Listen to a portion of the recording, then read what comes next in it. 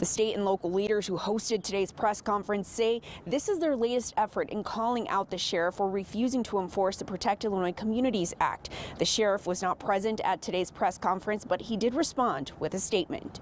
Calling on Sheriff Mendrick to immediately rescind his statement, to immediately commit to enforcing the laws that he has taken an oath to uphold. Sheriff James Mendrick was not present at today's press conference, but he released a statement calling HB 5471 a very poorly written piece of legislation that has no clear direction on who will be enforcing new gun laws. Today's press conference is the latest act in response to the sheriff's statement published on January 13th, where he stated that he will not enforce the Protect Illinois Communities Act, saying in part, quote, "I, among many others, believe that HB 5471 is a clear violation of the U.S. Constitution.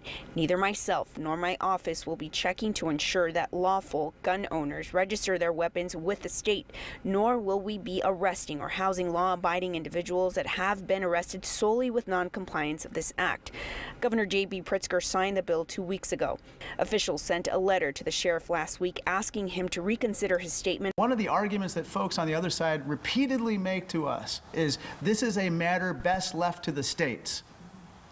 In Illinois, this matter has been addressed, and it's been decided in the form of HB 5471.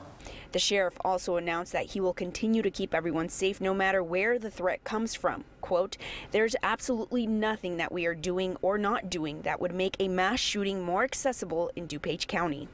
The DuPage County Board will be meeting tomorrow at 10 a.m. They are asking constituents to submit any questions or statements they have regarding the matter. Now, state leaders that were present there today say that they have been asked whether a recall is even possible on the sheriff, and they say they are currently looking into that. Reporting in DuPage County, Christine Flores, WGN News.